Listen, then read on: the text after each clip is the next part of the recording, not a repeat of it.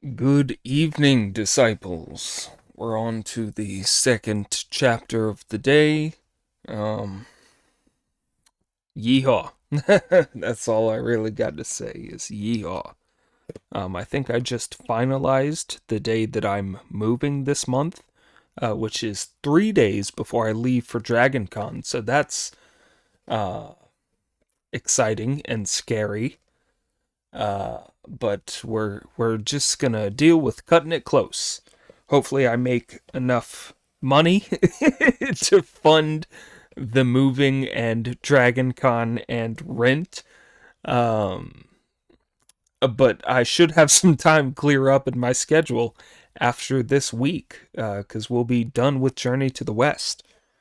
Um, I may end up recording the first couple chapters for the next book I read if I'm going to do that. Still haven't decided on that either.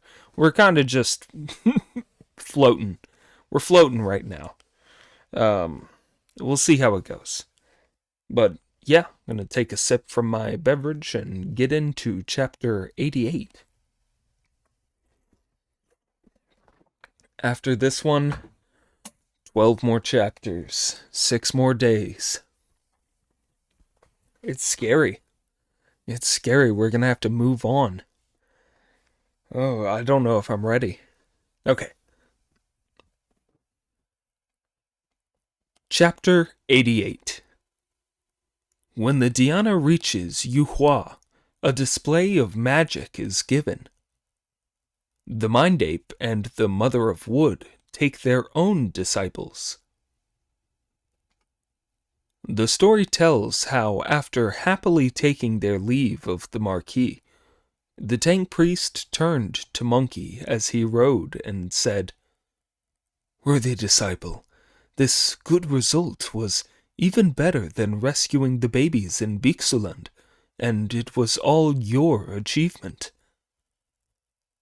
"In Bixuland, you only saved 1,111 little boys," said Friar Sand. "That's no comparison with this heavy, soaking rain that saved tens of thousands of lives. I've been quietly admiring my big brother's magical powers that extend right up to the heavens, as well as his mercy that covers the whole earth." "Merciful and good our big brother may be," said Pig with a laugh, "but it's just a show of being kind. Inside, he's a troublemaker. When he's with me, he treats me like dirt." "When have I ever treated you like dirt?" Monkey protested.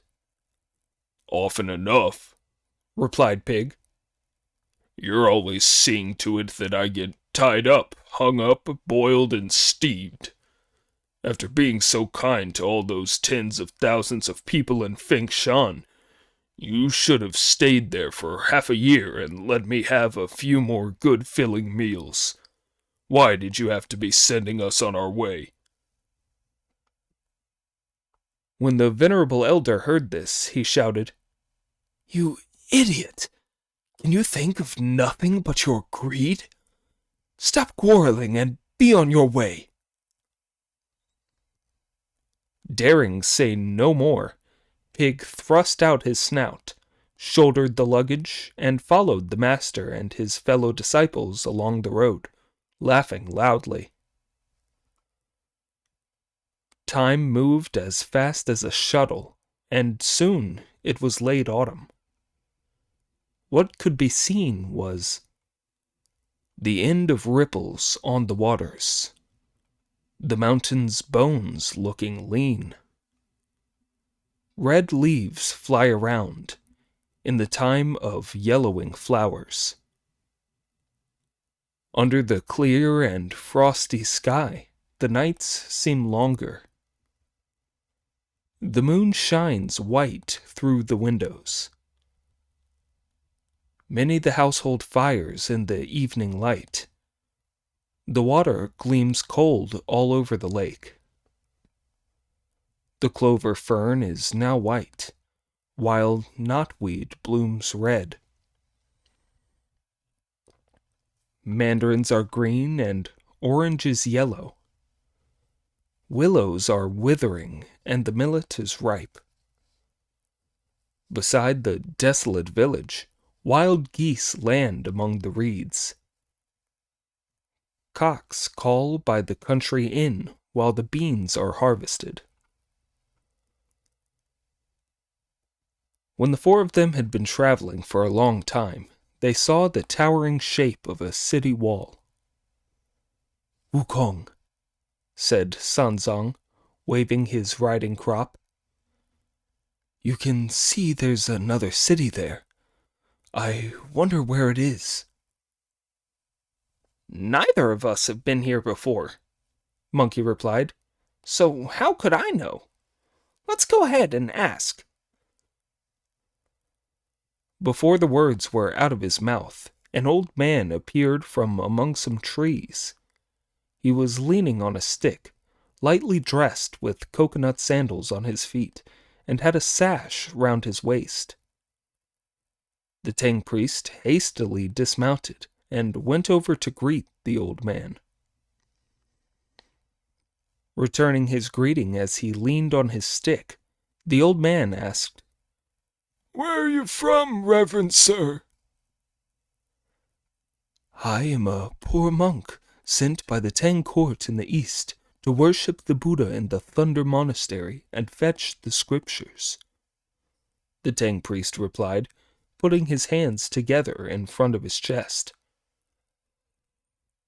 "Now that I have come to this distinguished place, I wonder which city it is that I can see in the distance, and I would ask you, venerable benefactor, to inform me."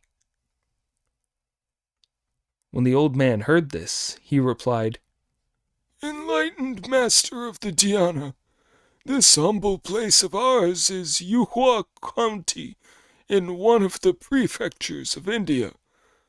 Our lord of our city is a member of the king of India's royal family who has been made prince of Yuhua.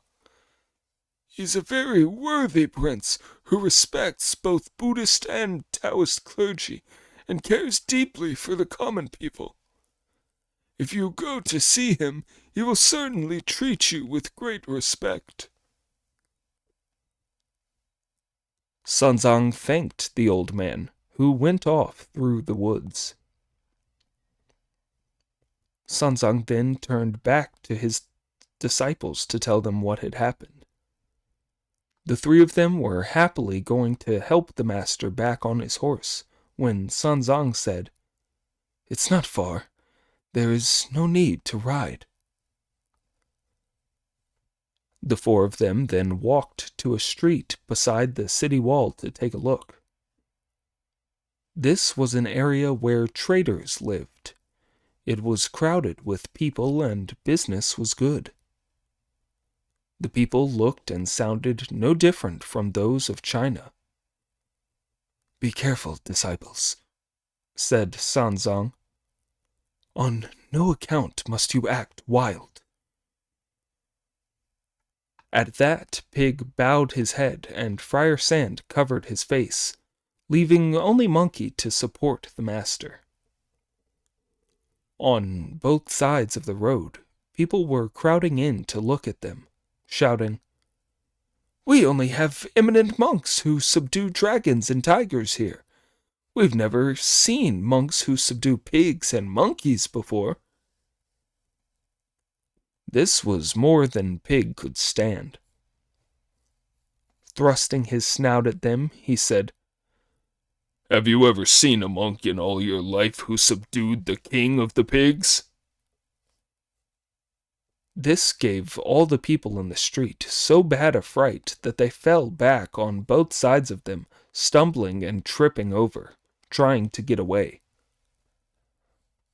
"Put that snout away at once, you idiot," said Monkey with a grin. "And don't try to make yourself look pretty. Just pay attention while you're crossing the bridge."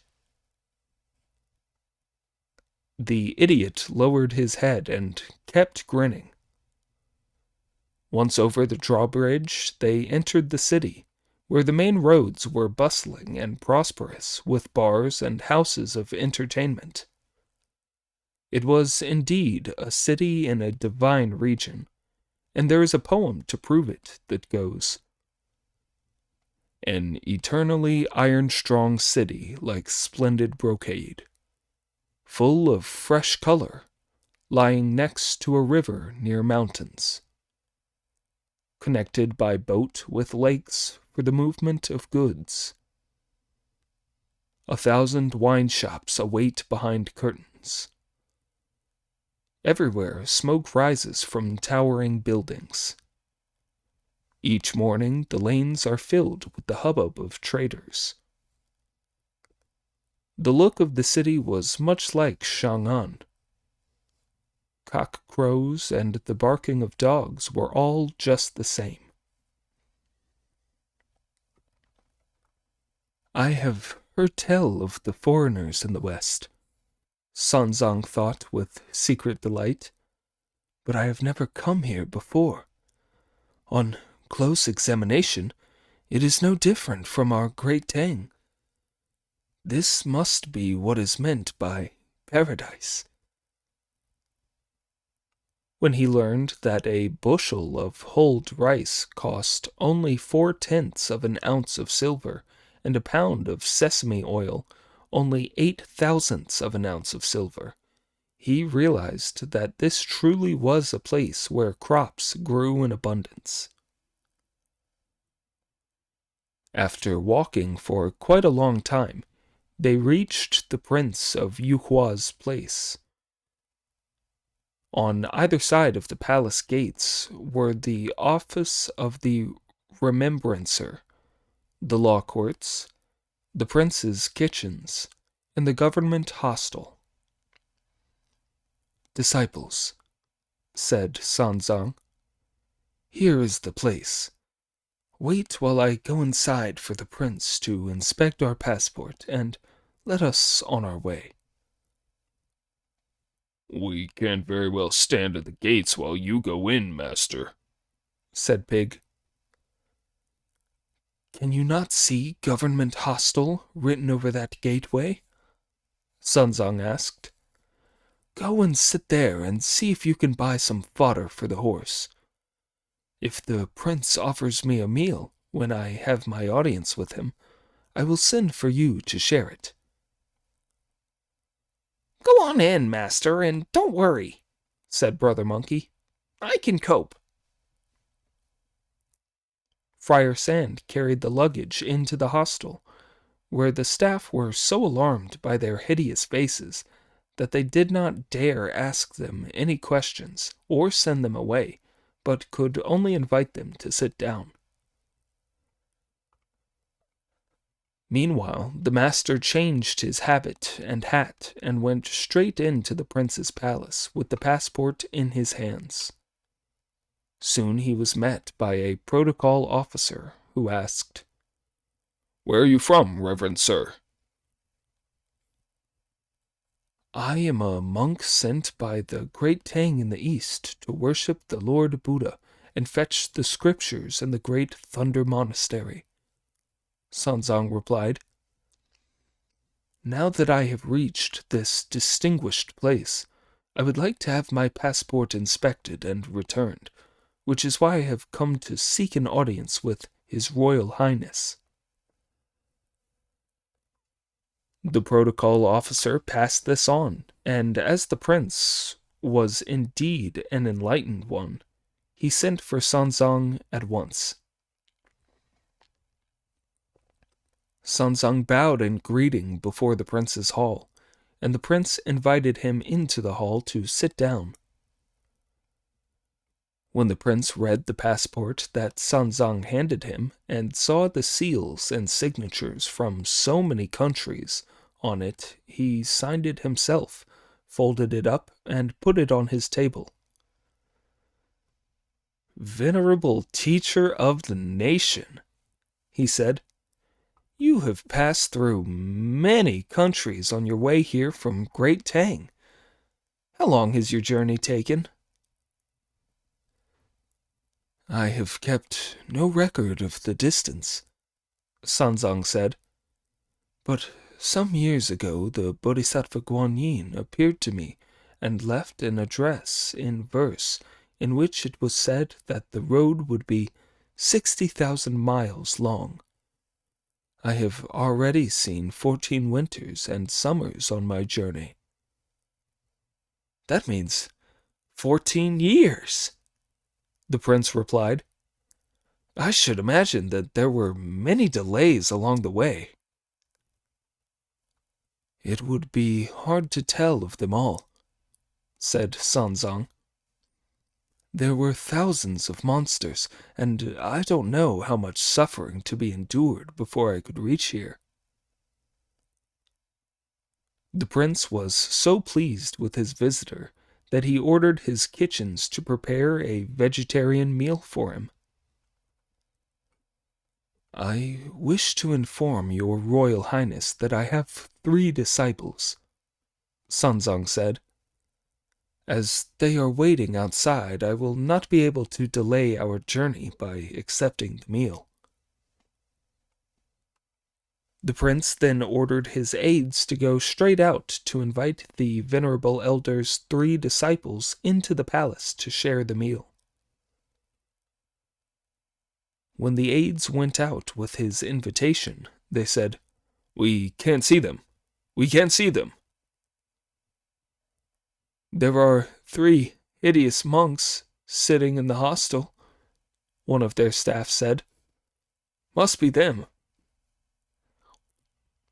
The aides and their staff then went to the hostel, where they asked the people in charge, "Which are the disciples of the monk from Great Tang who's going to fetch the scriptures?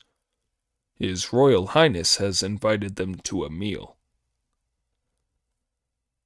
As soon as Pig, who was sitting there snoozing, heard the word meal, he could not help jumping up and saying, We are. At the sight of which the palace aides' souls flew from their bodies as they shivered and said, "A pig demon! A pig demon!" When Monkey heard this, he seized hold of Pig and said, "Act a bit more civilized, brother, and don't be so wild." When the officials saw Monkey, they all said, "A monkey spirit! A monkey spirit!" "There's no need to be frightened," said Friar Sand, raising his hands together in polite greeting. "We're all disciples of the Tang priest." "A stove god! A stove god!" was the official's reaction to the sight of him. Monkey then told Pig to lead the horse and Friar Sand to shoulder the carrying pole as they followed the official's staff into the Prince of Yuhua's palace. The aides went ahead to announce them. When the prince looked up and saw how ugly they were, he too was frightened. "Do not be alarmed, your Royal Highness," said Sanzang, putting his hands together in front of his chest. "Although my disciples are rough and ugly, they have good hearts." Pig intoned a noise of respect and said, "How do you do?" This made the prince feel even more alarmed. "All my rough disciples are from the wilds and the mountains, and they do not know how to behave," Sanzang explained. "So please forgive them." Overcoming his fear, the prince told the superintendent of his kitchens to take the monks to eat in the gauze pavilion. Sanzang thanked the prince, came down from the hall to proceed to the pavilion with his disciples, then grumbled at Pig. "You idiot," he said. "You've not a shred of manners. If you had kept your mouth shut, that would have been fine, but why did you have to be so coarse? that one remark from you was enough to knock a mountain over." "I did better by not making a respectful chant," said Monkey. "And I saved a bit of my breath, too." "You didn't even intone the chant properly," said Friar Sand to Pig. "First of all, you stuck your snout out and roared." "It makes me hopping mad," said Pig. "The other day the master told me that the polite thing when I met someone was to say, 'How do you do?' I do it today and you tell me it's wrong. How do you want me to behave?" "I told you to say, 'How do you do?' when you meet people," Sanzong replied. "But not to make such a fool of yourself when you meet a prince. As the saying goes, things, like people, come in grades. Why can't you see the differences of social rank?" While he was still making these remarks, the superintendent of the kitchens led servants in to set out tables and chairs and serve the vegetarian feast. Then the monks stopped talking and started eating their meal. When the prince withdrew from the palace hall to his living quarters, his 3 sons noticed his pallor and asked, "What has given you such a fright today, father?" "A most remarkable monk has arrived," the prince replied. "He has been sent by the great Tang in the east to worship the Buddha and fetch the scriptures, and he came to present his passport. When I invited him to take a meal, he told me that he had some disciples outside the palace, so I asked them in. When they came in a moment later, they didn't kowtow to me, but just said, 'How do you do?' That was upsetting enough. Then when I looked at them, I saw that they were all as ugly as demons, which gave me quite a shock. That's why I'm looking pale." Now, the 3 young princes were no ordinary boys. They were all fond of the martial arts, so they stretched out their hands, rolled up their sleeves, and said, "They must be evil spirits from the mountains, disguised as humans. Wait while we fetch our weapons and take a look at them." Splendid young princes. The eldest wielded a brow-high rod, the second a 9-toothed drake, and the third a black-painted cudgel.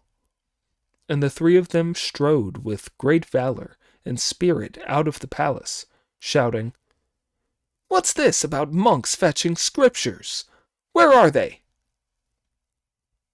"Young prince," replied the superintendent of the kitchens and the others on their knees, "they're eating in the gauze pavilion." The young princes then charged straight in without stopping to think, as they shouted, "Are you men or monsters? Tell us at once and we'll spare your lives." This gave Sanzang such a fright that he turned pale, dropped his bowl, bowed to them, and replied, "I have come from Great Tang to fetch the scriptures. I am a man, not a monster." "You look human enough," the princess said, "but the 3 ugly ones are definitely monsters." Pig kept eating and ignored them, while Friar Sand and Monkey bowed and said, "We're all human. Our faces may be ugly, but our hearts are good, and despite our clumsy bodies, we have good natures. Where are you 3 from, and why are you shooting your mouths off so wildly?" "These 3 gentlemen are His Royal Highness's sons," explained the superintendent of the kitchens and the others who were standing at the side of the pavilion. Well, your highnesses, said Pig, throwing down his bowl, what are you carrying those weapons for? Do you want to fight with us? The second prince strode forward, wielding his rake in both hands to strike at Pig, which made him say with a chuckle, That rake of yours is only fit to be the grandson of my one. With that, he stripped down, pulled his own rake out from his belt, and swung it, making 10,000 beams of golden light, then went through some movements, leaving 1,000 strands of auspicious vapor. The second prince was so terrified that his hands went weak and his muscles turned numb, and he lost the nerve for any more showing off. When Monkey saw that the oldest of the young princes was leaping about with a brow-high rod, he brought his own gold-banded cudgel out from his ear and shook it to make it as thick as a bowl and 12 or 13 feet long. Ramming it into the ground, he made a hole about 3 feet deep in which it stood upright, then said with a smile, "I'm giving you this cudgel." As soon as the prince heard this, he threw his own rod down and went to take the cudgel, but though he pulled at it with all his strength, he couldn't move it by as much as a hair's breadth. Then he straightened himself up and shook it, but it was as if it had taken root. At this, the third prince started acting wild, moving into the attack with his black-painted cudgel.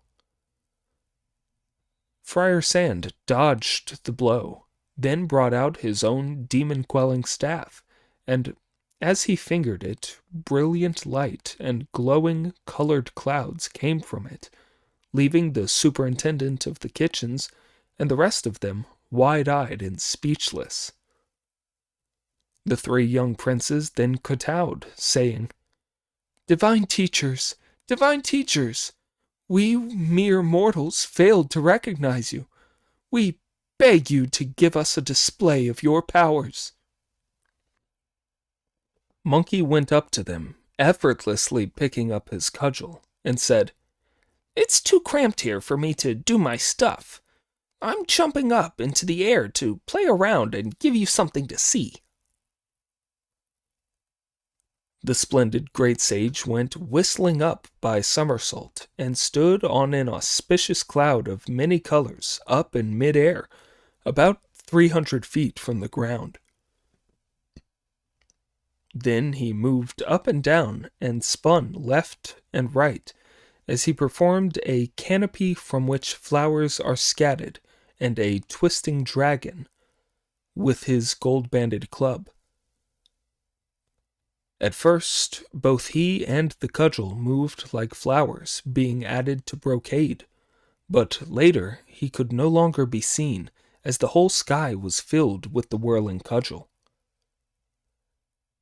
As he roared his approval from down below, Pig could not keep still, and with a great shout of, "I'm going to have a bit of fun too," the splendid idiot rode a breeze up into the air and started swinging his rake.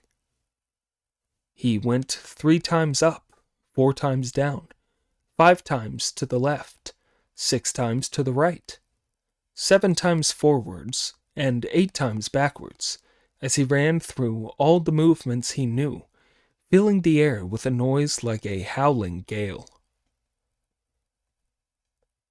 Just when he had warmed up, Friar Sand said to San Zong, "Master, let me go up and give a show too." Springing up into the air with both feet, the splendid monk whirled his club round through the air, which glittered with golden light. Wielding his demon-subduing cudgel, he performed a red phoenix facing the sun and a hungry tiger seizing its prey, attacking hard and defending with time to spare, as he turned for a sudden forward thrust. The three brother disciples all gave a most imposing display of their magical powers. This was indeed an image of the Dhyana, no common sight, the causation of the great way filling all of space. Metal and wood fill the Dharma world with their might. A pinch of elixir produces perfect unity. The quality of these magic warriors is often displayed. The splendor of their weapons is widely revered. Lofty though India is, the princes of Yuhua now return to the central truth. This also terrified the three young princes, that they fell to their knees in the dust. And all the staff in the gauze pavilion, high and low, together with the senior prince in his palace, all the soldiers, civilians, men and women, Buddhist monks and nuns, Taoist clergy, lay people, everyone in fact, all invoked the Buddha, kowtowed, held sticks of incense, and worshipped. Indeed, all the monks were converted at the sight of the true images, bringing blessings to mankind and the joys of peace. From here, the achievement was won on the road to enlightenment. All joined in meditation and worshipped the Buddha.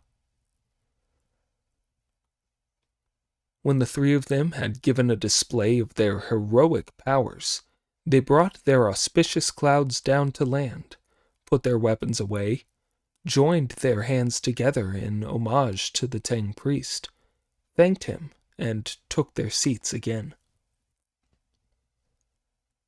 The three young princes hurried back into the palace to report to their father. "A most wonderful thing has happened, father. Today has been a tremendous success. Did you see the performance in the sky just now?" "When I saw the colored clouds glowing in the sky a little while back, your mother, and everyone else in the inner palace burned incense and worshipped," the prince, their father, replied. "I don't know where the gods or immortals who had gathered there were from." "They weren't gods and immortals from somewhere else," the young princess said. "They were the three hideous disciples of the monk who's going to fetch the scriptures. One of them uses a gold-banded iron cudgel, one a nine-toothed rake, and one a demon-quelling staff, all exactly the same as our three weapons. When we asked them to give us a display, they said it was too cramped down here to be able to manage, so they'd go up into the sky to give us a show. Then they all went up on clouds, filling the sky with auspicious clouds and vapors. They only came down a moment ago, and they're now sitting in the gauze pavilion. We are all very taken with them, and we'd like to make them our teachers and learn their skills to protect the country with. This really will be an enormous achievement. I wonder what your majesty thinks." When the prince, their father, heard this, he was convinced and agreed. Father and sons then went straight to the gauze pavilion, going on foot instead of by carriage, and without any parasols. The four travelers had by now packed up their luggage and were just about to go to the palace to thank the prince for the meal and start out on their journey again, when they saw the Prince of Yuhua and his sons come into the pavilion and prostrate themselves before them. The venerable elder hurriedly rose and prostrated himself to return the courtesy, while Monkey and the rest of them moved aside with a hint of a mocking grin. When the kowtowing was over, the four travelers were happy to go inside the palace on being invited to do so and take the seats of honor. Then the senior prince got up and said, Tang Master, there is one thing I would like to ask of you, but I do not know whether your 3 illustrious disciples will grant it.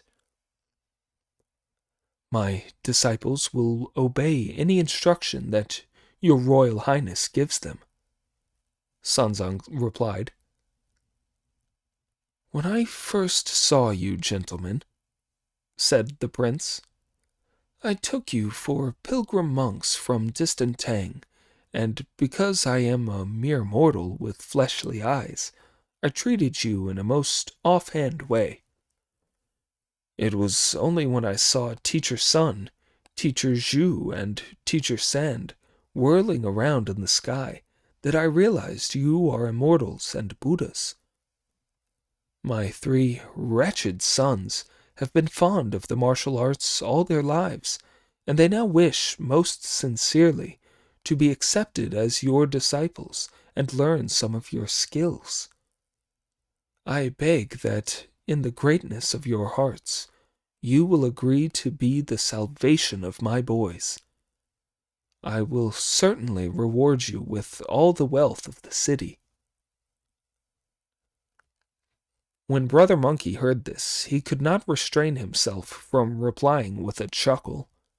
You really don't understand, Your Royal Highness. As monks, we love to have disciples, and your fine sons have their hearts set on goodness. But you mustn't talk about material benefits. As long as they can get on with us, we'll look after them. This delighted the prince, who ordered a great banquet in the main hall of the palace. It was amazing. No sooner had he issued his order than everything was there. This is what could be seen.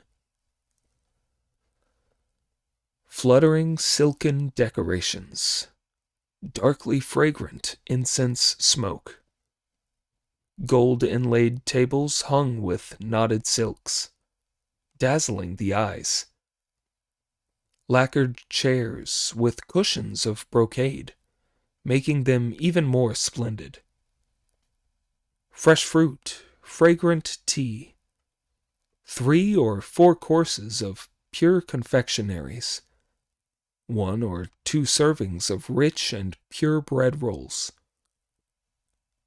The crisp, steamed honey cakes were even finer. The deep-fried sweets were truly delicious.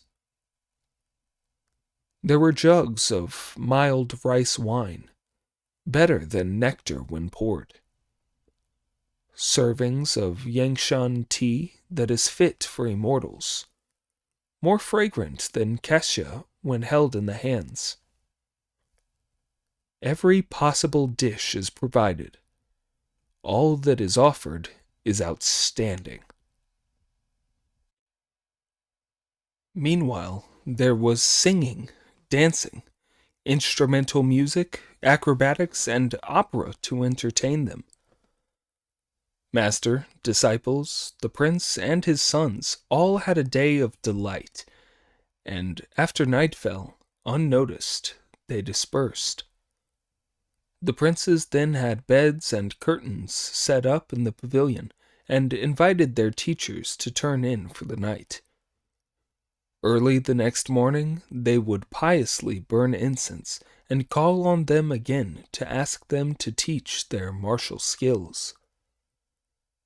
These orders were obeyed, and hot, scented water was brought in for the travelers to bathe in, after which everyone went to bed. At that time, the birds perched high in the trees, and all was silent. The poet came down from his couch to end his chanting. The light of the Milky Way now filled the sky, and the grass grew thicker along the overgrown path. The bang of a washing stick came from another courtyard. The distant mountains and passes made one long for home. The chirp of crickets expressed people's feelings. Chirruping at the bedside interrupted one's dreams. That describes the night. Early the next morning, the prince and his 3 sons came to call on the venerable elder again. The previous day they had greeted each other with the etiquette appropriate to a prince, but today's greetings were those appropriate to teachers.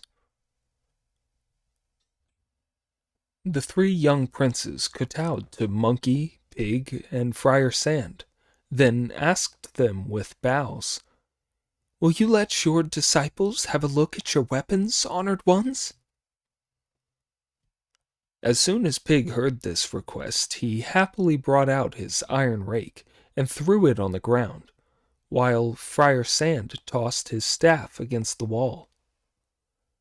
The 2nd and 3rd young princes sprang to their feet to pick them up, but they might just as well have been dragonflies trying to shake a stone pillar. They both strained themselves till they were red in the face without moving the weapons in the slightest. When their elder brother saw this, he said, "Don't waste your efforts, brothers. Our teacher's weapons are all magical ones. Goodness only knows how heavy they are." "My rake's not all that heavy," said Pig with a smile. "It only weighs a couple of tons. 5,048 pounds, including the handle." The 3rd prince then asked Friar Sand how heavy his staff was. "It's 5,048 pounds too," replied Friar Sand with a smile.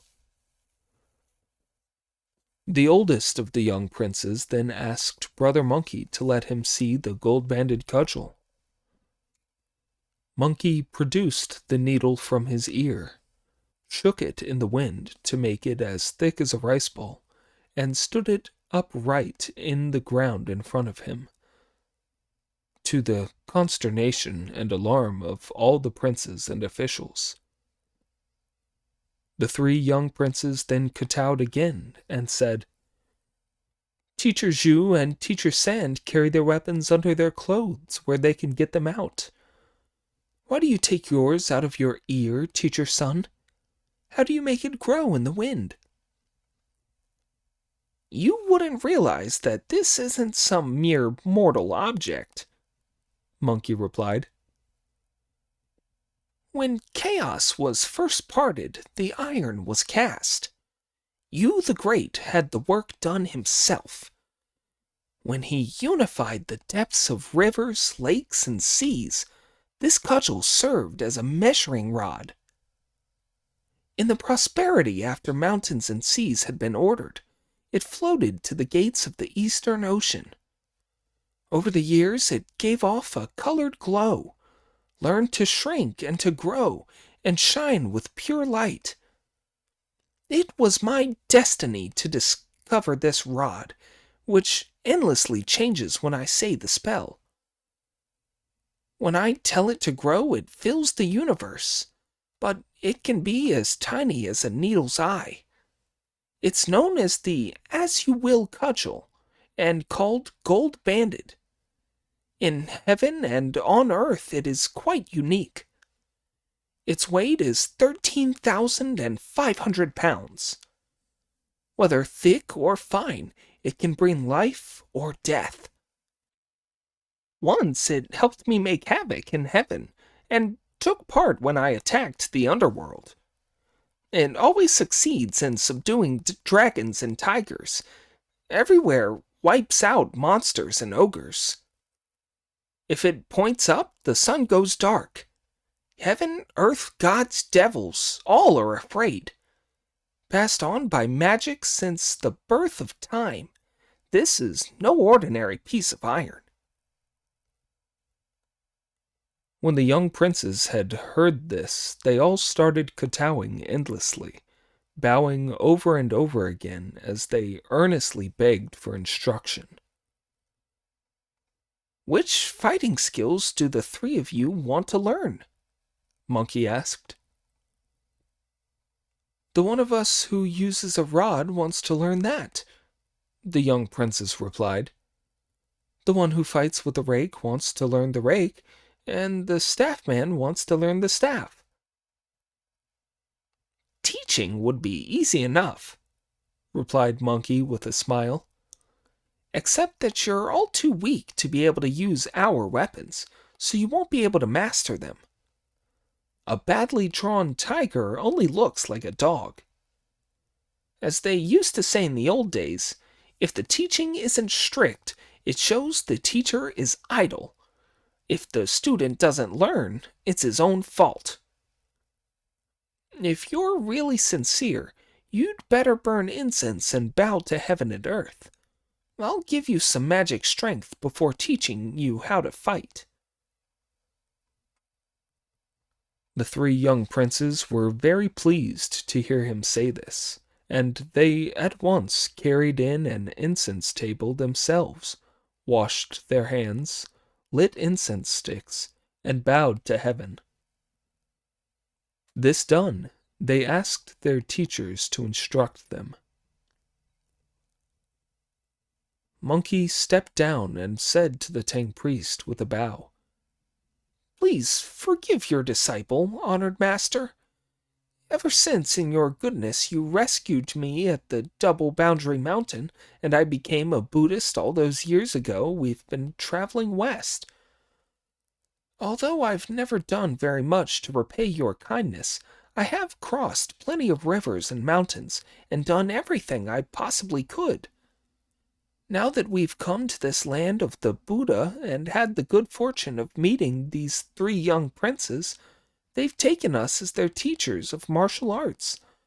As our pupils, they'd be your pupils' pupils. So I ask you respectfully, master, allow us to instruct them. Sanzang was delighted, and when Pig and Friar Sand saw Monkey bowing to him, they kowtowed too, and said, Master, we're stupid and too awkward with words to be able to explain things properly. Please take your Dharma seat and let each of us take a pupil. It'll be fun and something to remind us of our journey west. Sanzang was happy to agree. Monkey then took the three young princes into a quiet room behind the pavilion, where he drew a star chart of the Dipper and told them to prostrate themselves inside it while they shut their eyes and settled their spirits. Meanwhile, he silently said the words of the spell, recited a mantra, and blew magic breath into the hearts of the three of them. He put their primal spirits back into their original home, taught them magic spells, gave each of them immense strength, applied the right heat, and performed a magic that replaced their old bodies and bones with new ones.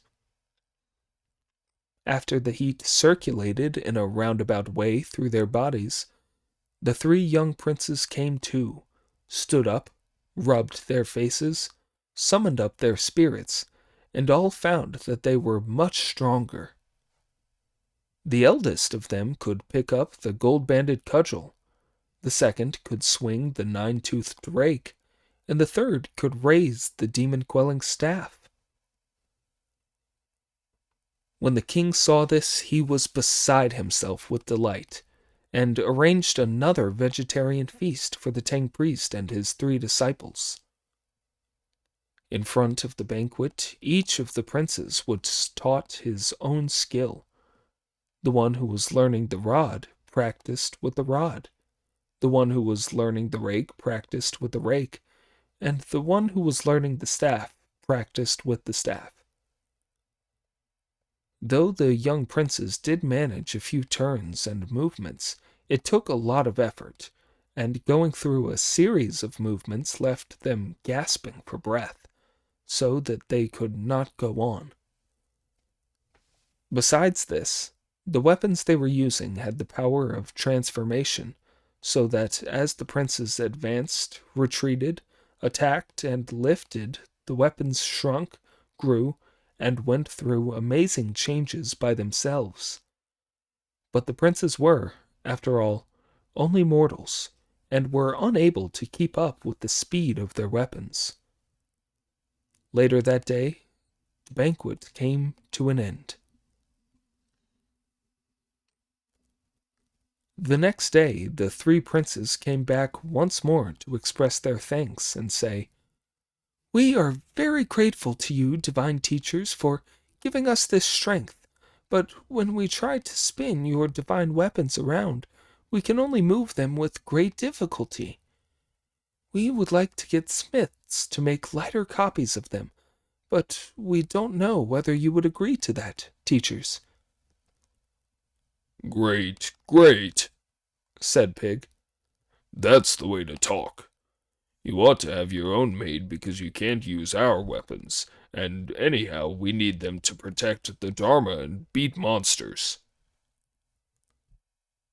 The princes then sent for smiths, who brought 10,000 pounds of iron and steel, set up a workshop with a furnace in the front courtyard of the prince's palace, and began to cast the weapons.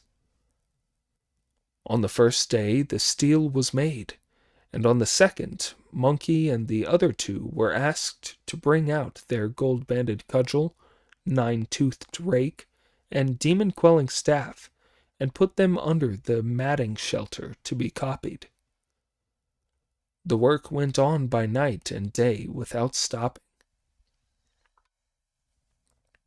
These weapons were the treasures they always carried with them, that they could not be parted from for a moment. Normally, they hid them about their persons. Now the weapons were protected by colored light, so that when they were put in the yard of the workshop for several days, many beams of radiance reached up to the heavens, while every kind of auspicious vapor blanketed the earth.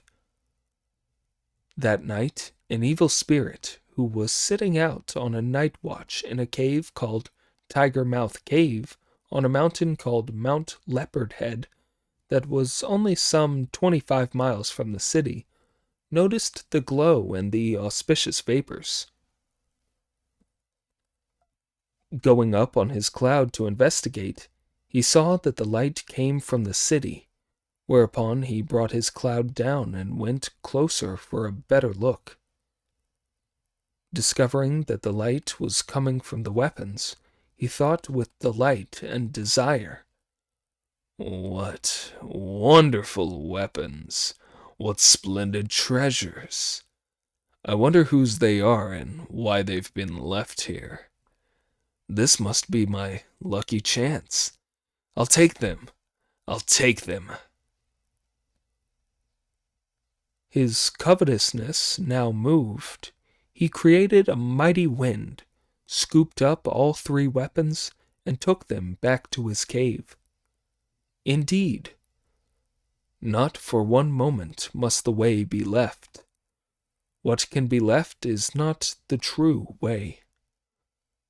Cultivation and trance will both be in vain when divine arms have been taken away. If you do not know how these weapons were found, listen to the explanation in the next installment.